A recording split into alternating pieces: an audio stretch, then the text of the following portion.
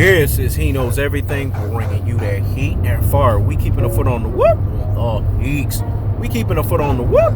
Oh, Eeks. Let me tell you guys the story about Vince Carter. This day, last year, Vince Carter dropped 47 points on the Milwaukee Bucks. Vince Carter was relentless. The problem with Vince Carter was his mental. It was the same issue with Tracy McGrady. They had mental lapses in the way that they played the game of basketball. They just basically had mental droughts. They were not all the way fully engineered for greatness personification. Because what have we said about greatness personification? Greatness personification can only be hindered. The motherfucker can't be stopped. Maybe it's because it's in the family bloodline that they just have the skills to pay the bills. But they didn't have the mental aptitude to follow thereafter the skills to pay the bills. But boy, did they have fucking skills. Tracy McGrady was a complete basketball player. But Vince Carter, man, this guy defied gravity. He was half man, half amazing. This guy's dunking ability and his ability to just basically dunk ferociously, to dunk with a veracity. The last basketball player that we've seen dunk with veracity and was ferocious with it was Dominique Wilkins. Vince Carter, because he was so impressive in being half man, half amazing, he made everybody rethink the whole name sake. Basically the first name and the surname of Dominique Wilkins. Let me say it again. He made everybody rethink the whole namesake. Basically the first name and the surname of Dominique Wilkins. For you to do that, you have to be half man, half amazing. This guy could dunk on you in such a just dominant, it's like a Bane level type of dunking, man. This guy just came at you with such pressure to the rim. And when Vince Carter dunked, it was like a volcano erupting, man. It was like this guy was shaking out of his body, shaking out of his boots.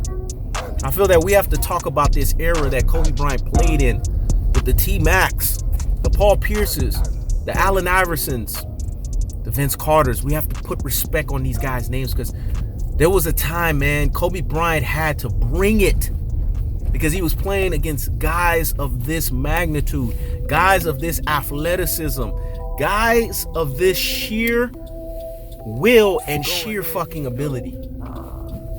Vince Carter was just such a voracious and dominant basketball player that the game of basketball exuded him at such a high level.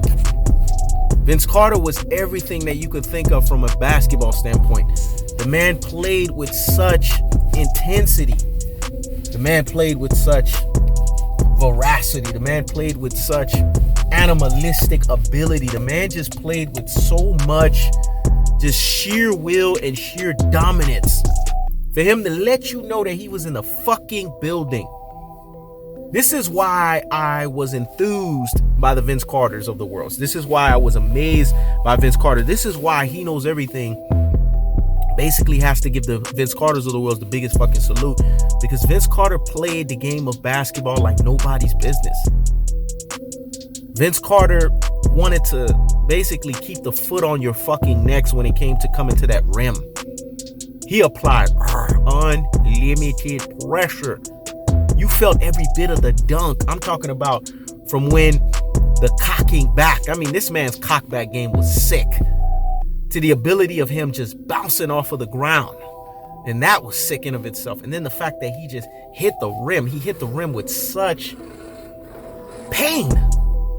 It's like he was letting you into the story of his life hitting the fucking rim. It's like you could basically read how hardship and how hard his life was through the fucking rim.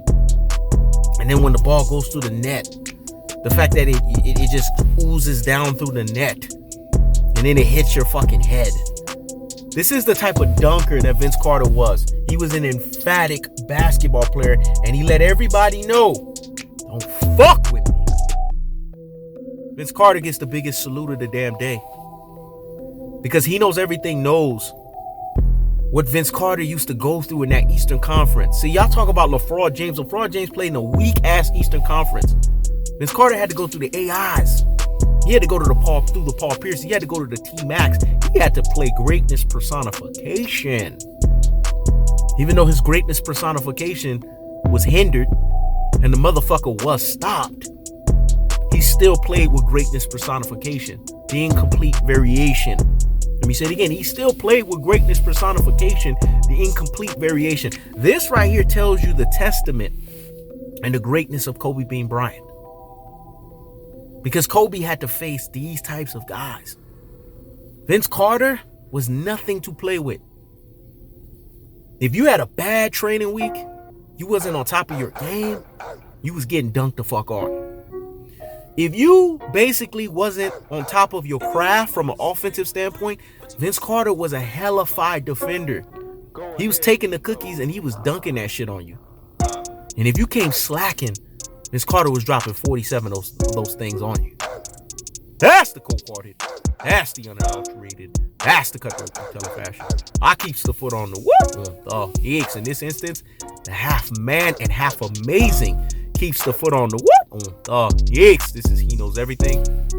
Check it out.